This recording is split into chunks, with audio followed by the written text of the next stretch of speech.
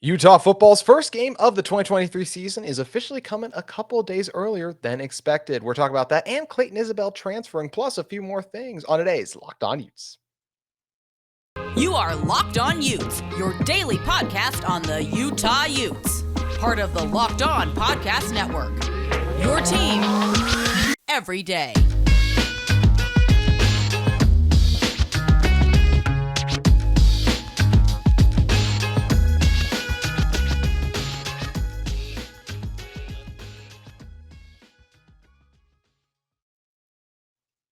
Hello, everyone, and thank you for making Locked On Utes your first listen every single day. We are available on all platforms, including YouTube. My name is JT Wistrcill, former intern inside the University of Utah Athletic Department. And on today's show, we're going to be diving into Clayton Isabel transferring, looking at the safety room, heading into spring ball. Also, a couple stuff late on some of the latest revolving the Pac-12 and the media rights deal. We could be getting close to the date. One of the presidents gave a little bit of insight on that, but we have to start with Utah's football's first game of the season, officially being moved up from Saturday the 2nd, getting bumped up to August 31st, which is a Thursday night. And in order to help us dive into all of that and the news that we're getting Utah football a little bit earlier, it's ESPN 700's Porter Larson. Porter, my first takeaway is it's always better when football's coming a little bit sooner, but I think it's even better for this Utah football team because it just gives them those extra couple days of recovery, first game into the season, and also just traveling down to Waco. That's a big trip, going down to Texas and everything. I think it's nice that they get the couple extra days for travel. Overall, I think this is what was in the best interest of the team. And I, for one, am really excited and think it was the best move to put this game on Thursday, August 31st.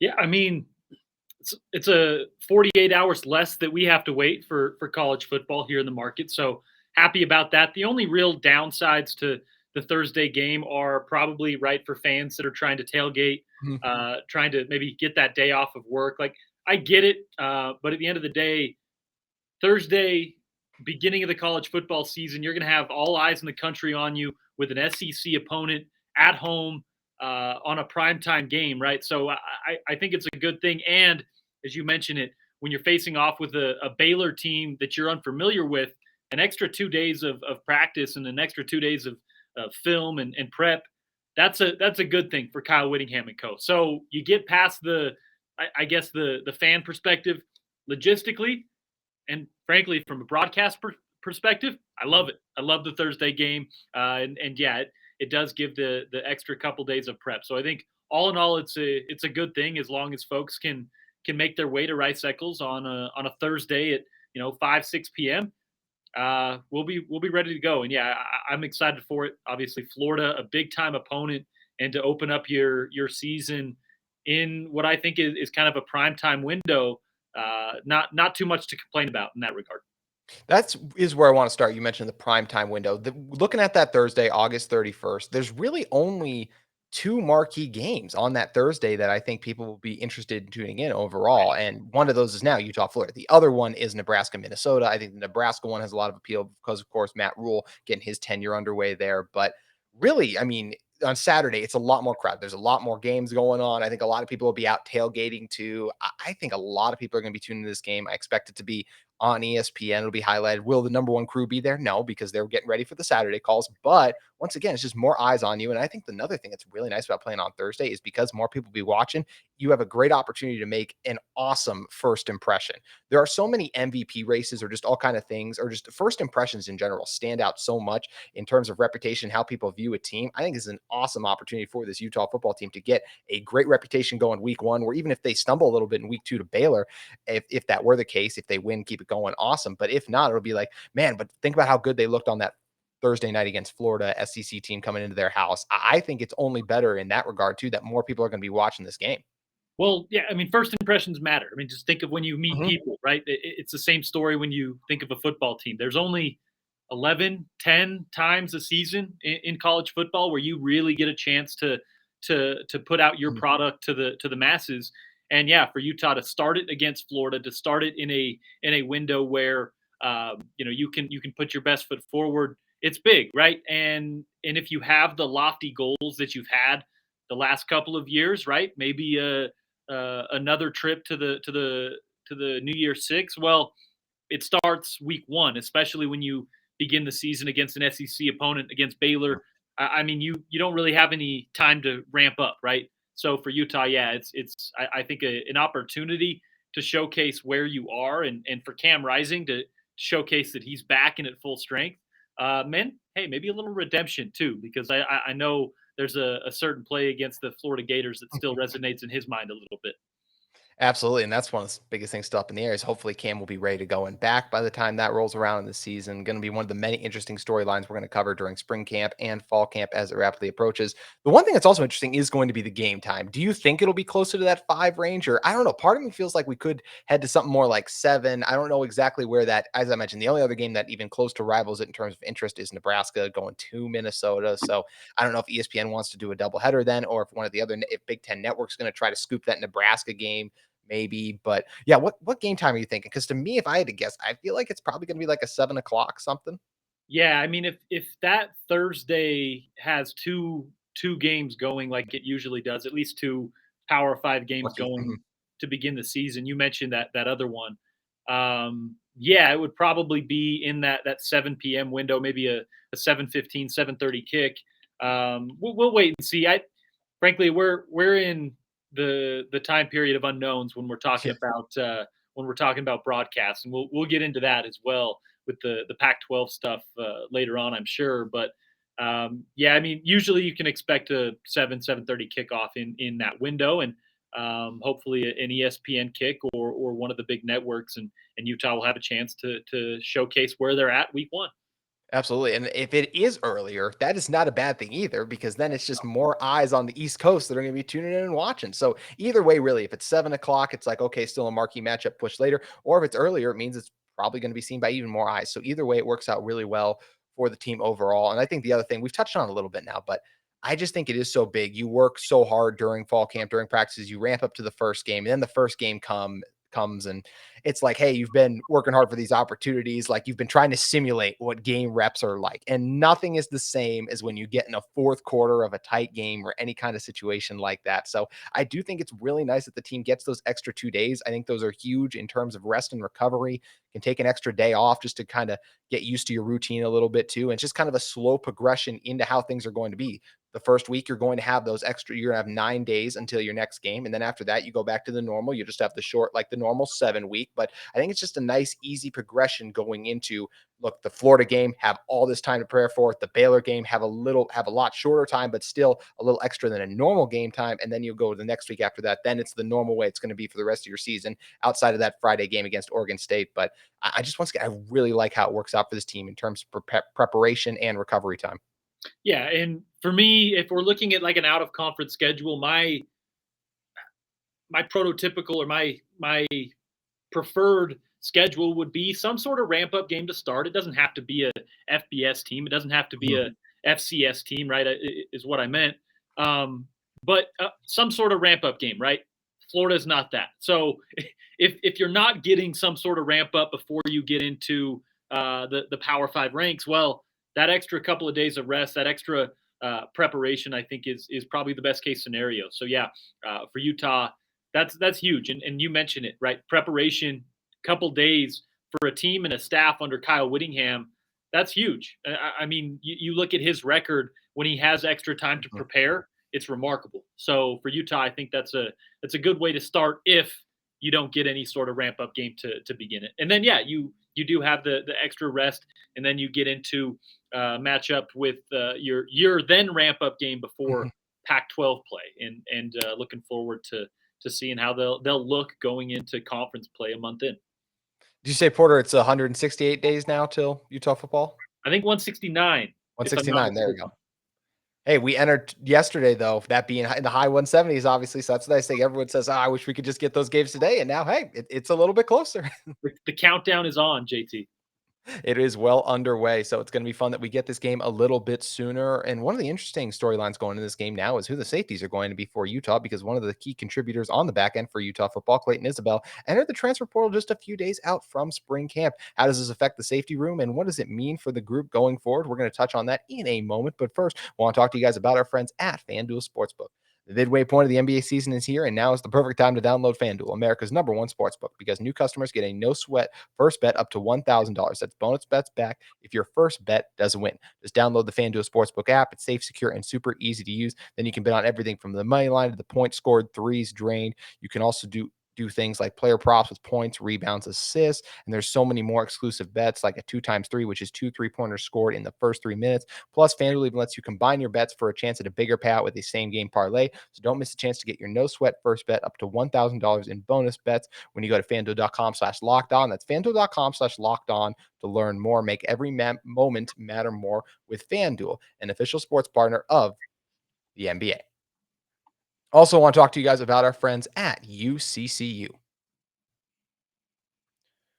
Just a little peek inside the curtain, guys. I did forget to bring up the UCCU, so that is why you see the brief delay here for a moment. But UCCU is opening a brand new branch in Vineyard. To celebrate, UCCU is giving away a 2023 Kawasaki Terry x4 UTV. The new branch offers all the benefits of a normal UCCU branch, but there's also a few new hidden things it offers and just a few extra you can get with this new UCCU branch, like an interactive teller machine, or ITM for short, which provide all the benefits of meeting with a real UCCU professional, either in the branch or right from your vehicle. It's a virtual connection to a remote teller with a highly personalized audio and video connection. So celebrate with UCCU. Enter to win the 2023 Kawasaki Terry x4 UTV. Winners will be announced in April, but the entry deadline is March 31st. Just days left for you to enter to win the 2023 Kawasaki Terry x4 UTV. Stop by UCCU's new branch in Vineyard or enter to win at UCCU.com. Hurry, you don't want to be you don't even have to be a member of UCCU, and you don't want to miss out on this great opportunity. So there's no purchase necessary. UCCU, love where you bank. Porter coming back into this one. This is kind of the point where, look, we're a week out from spring ball. We weren't supposed to be getting any news relating to the team until next week is when we were going to hear from everything. We had that one piece with Josh Furlong. Kyle Whittingham also came on ESPN 700 recently, discussed some things as well. But, we all thought it'd be kind of a quiet week. And then this is what makes college football has become more of a 360 sport, is you get reports from that just a random players entering the transfer portal like this from Clayton Isabel, who tweeted out, "I would like to give thanks to the University of Utah and the city of Salt Lake for the opportunity, but I will be entering the transfer portal as a graduate transfer with 1 year of eligibility remaining." That is the key right there. With 1 year of eligibility remaining, that tells me, Porter, that he wanted to play and find an opportunity somewhere. And maybe it's because of the depth in that room, whatever schematic thing that Utah wants to do this season. It's pretty clear that Isabel probably recently met with some people on whether it's Coach Witt, Shaw, Scally, and just realized, hey, there's not really a path here that is the best for me playing. So I want to go somewhere else and have a great opportunity to capitalize on my final year. Yeah, well, going into this spring practice right now is the time of the year where the coaches do start to bring in players and meet with them, see where they're at, and kind of give them an idea where they're headed going into spring ball. So the timing may seem interesting, but it's really not, right? When you're a grad transfer, you have 1 year of eligibility. Mm-hmm. The earlier, the better. So for Clayton, he can now make his decision and probably get to a place where he's going to see the field and maybe get to them in time for spring ball himself, right?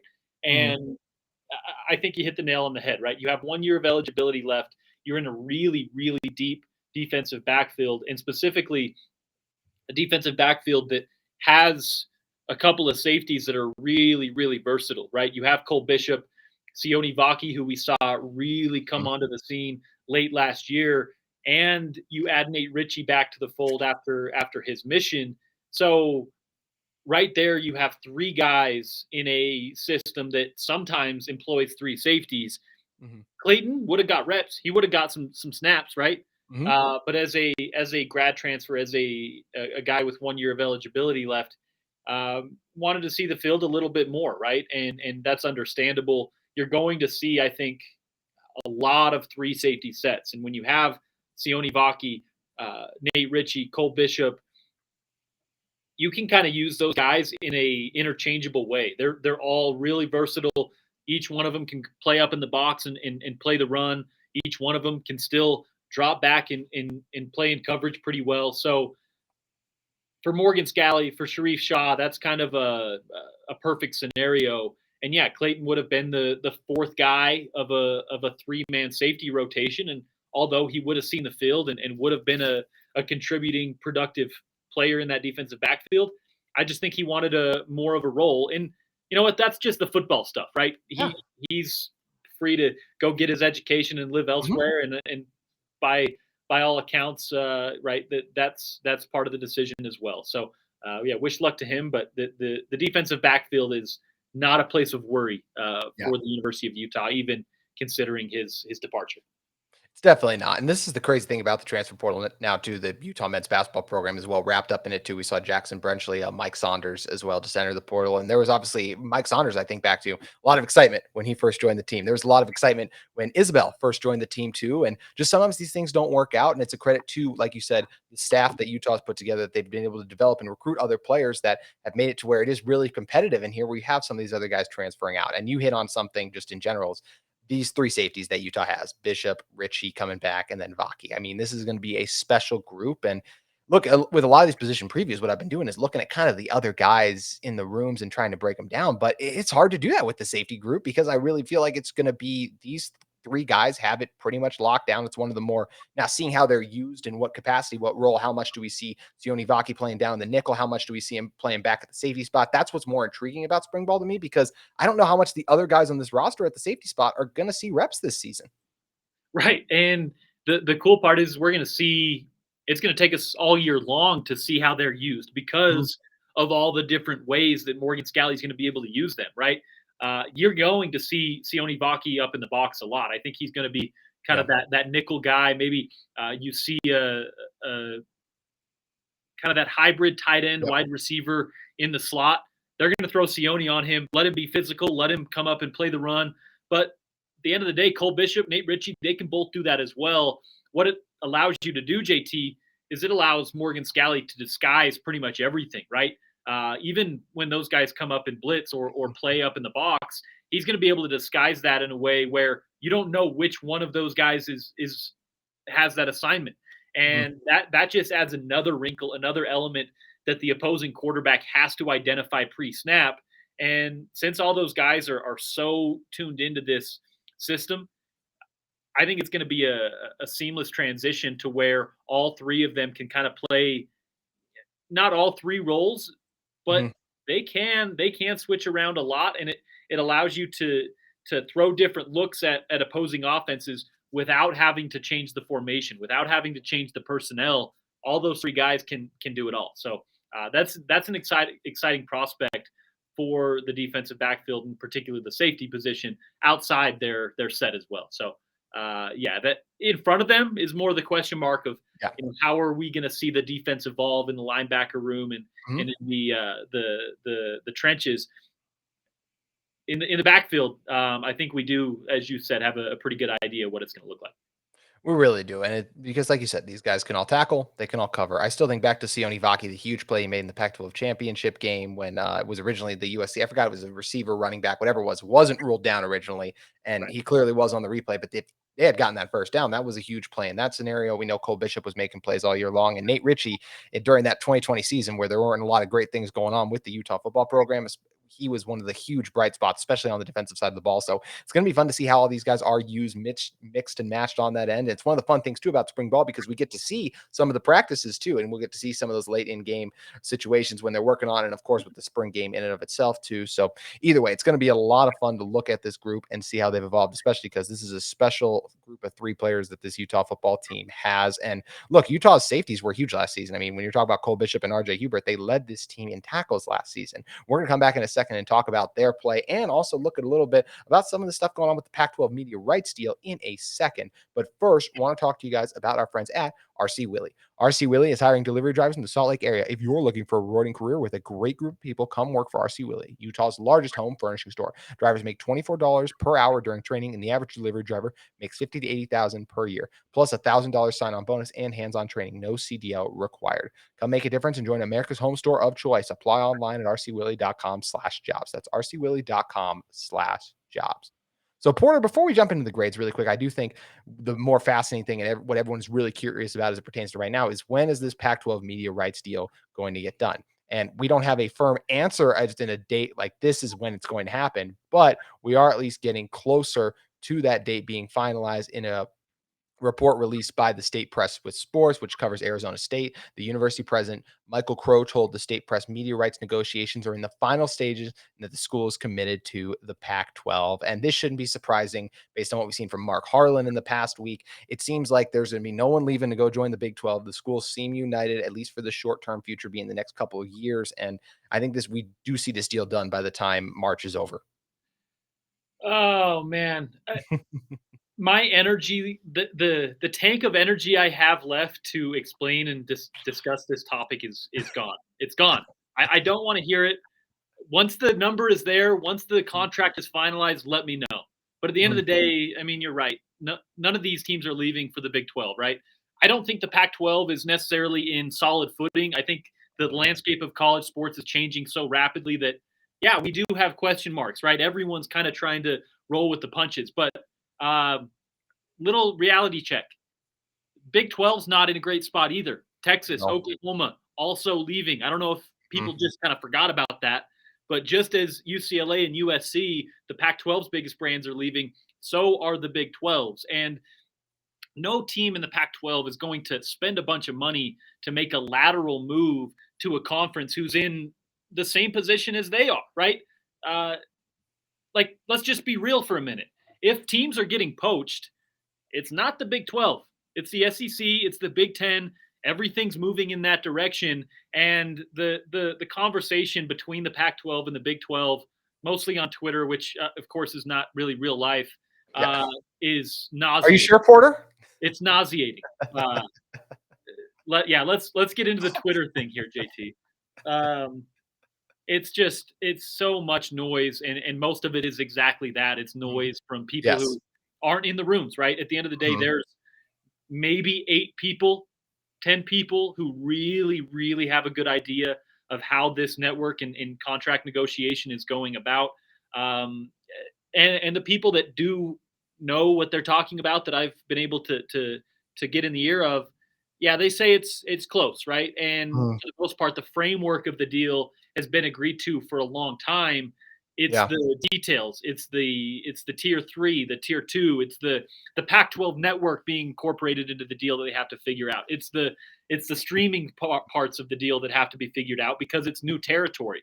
These are things that take some time, right? And the longer it goes on, I think the worse it looks on the Pac-12. I think they do need to. I do think they need to get a deal in ink and in writing. But at the end of the day, if they go down to the very last minute and then we get a deal with comparable numbers to the ACC and the Big 12, well, who cares anyway, right? It's at the end of the day, that final number is what matters. And from all accounts that I hear of people that, again, of people that I do trust and are in the conference conversation, those numbers are going to come in close to the Big 12's numbers. And they're going to also have good partners that are not Ion TV and I don't know, the Lifetime Network, right?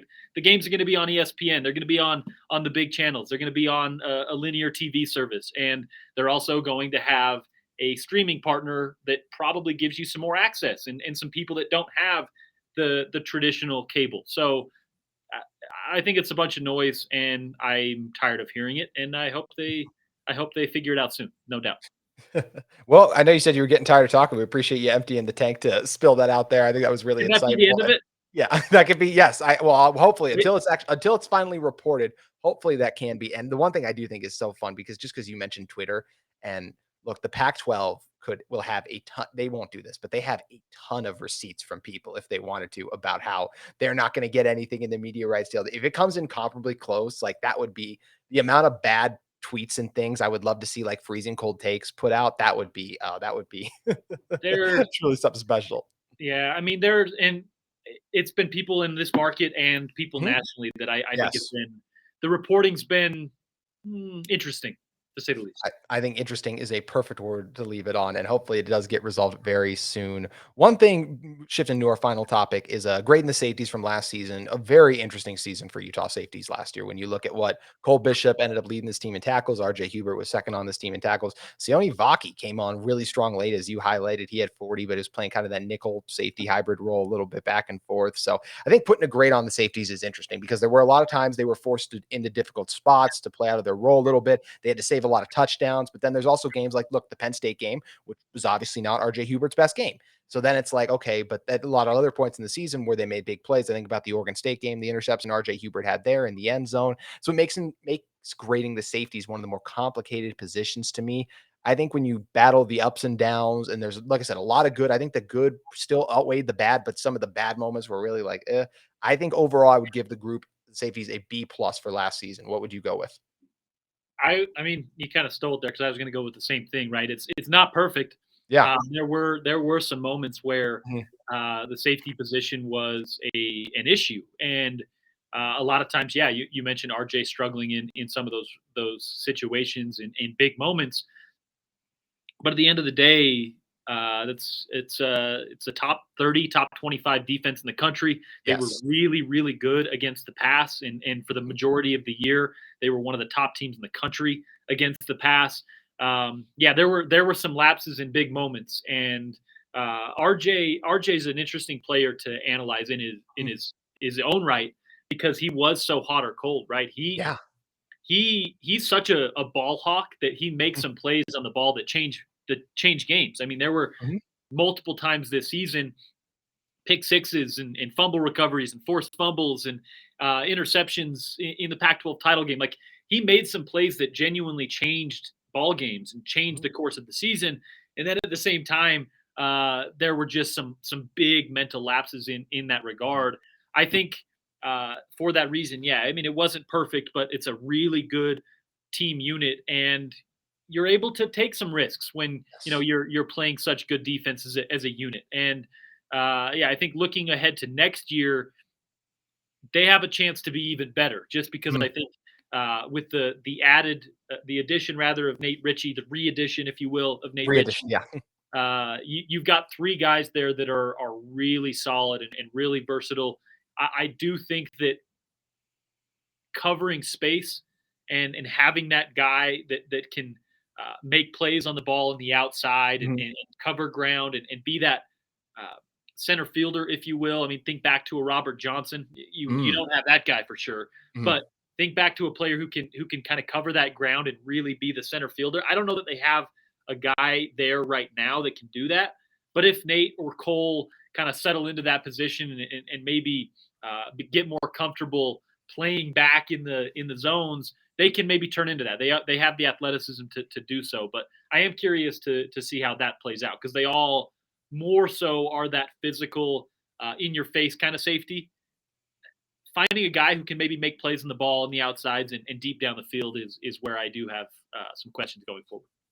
Yeah, and I just once again just makes the Nate Ritchie thing so fascinating because you're talking about a guy who balled out with this Utah team, wasn't there the past 2 seasons, but it's like, well, how good of like it's just the best kind of addition you can add because he was able to have so much success back when he was on the team. So yeah, got to be feeling good about the safety group. And yeah, this Utah team would not have been Pac-12 champions without the contributions those safeties made all season long too. So definitely still got to give them their flowers overall. And it's going to be interesting because we are so close to spring ball and we're close to getting some answers. Porter, if people want more Utah coverage revolving around spring ball and everything else in the sports world, where should they head over to listen to? Yeah, we will have, of course, coverage of spring ball. They're going to let us at least watch some of the practices. We're 20 sworn to minutes. secrecy, though. We're sworn to secrecy. There's That's no right. I forgot pictures, about there's that. no filming, there's nothing during that. So you're gonna have to rely on our words. We're gonna have to come on the radio and discuss it, let you guys know what the guys are looking like during spring practice. You won't see a lot of the starters. It's gonna be a lot of kind of storylines and narratives that we're kind of trying to build out of nowhere when it comes to spring football. Backup quarterback. Yeah, hey, I mean, it's conversation and it's football chat nonetheless. So yeah, you can find it ESPN 700, 92.1 FM. Obviously on social media, Twitter is where we get most of our stuff. I love the cameo by the big dog back there. Hello, That's Thor. good boy. Thor. Yes. I love it. I love it. That's my favorite part about the show. Made my day. But yeah, obviously on Twitter, on the radio, and then come football season, we'll be on air on game days a couple hours before each kickoff. Make sure you guys head over to Twitter to give Porter a follow at Lars_ESPN 700. Also, if you guys are in the market for a second listen every day, we recommend you grab your brackets and go listen to Locked On College Basketball Bracket Breakdown with national analysis and insights from local experts. The Locked On College Basketball Bracket Breakdown has everything you need to make the most informed decisions on your bracket. Find the episode on Locked On College Basketball wherever you get your podcast and on YouTube. Porter, really quick before we get you out of here, who's winning bracket? Oh man, hey, you got me on a Wednesday. We still got play-in games, That's so fair. I haven't filled out my bracket yet. I'll wait until literally tonight after the play-in games because I usually do like to pick one of those first four teams to at least advance once Yeah. more. They usually do. One of those teams usually Mhm. does win a game in the tournament. So I'm waiting until that Okay. concludes to fill out my bracket. I'm leaning towards Houston, Uh-huh. but at the end of the day, I think this tournament's wide open. I really do. I I think that agree. there's a lot of teams that could make a run, and unfortunately, I think some of the Pac-12 teams that I thought were promising are struggling with some injuries. A Mhm. month ago, I would have told you watch out for UCLA. I think they're going to have to overcome a lot. Arizona, I think is really good, but not necessarily built for the tournament. So Mhm. we'll have to see as far as the Pac-12 goes. But I'm kind of leaning towards Houston right now. I like it. It's going to be really interesting to see how it all plays out. Appreciate Porter for joining us and appreciate all of you for listening to Locked On Utes. We'll be back with you for more Utah content tomorrow.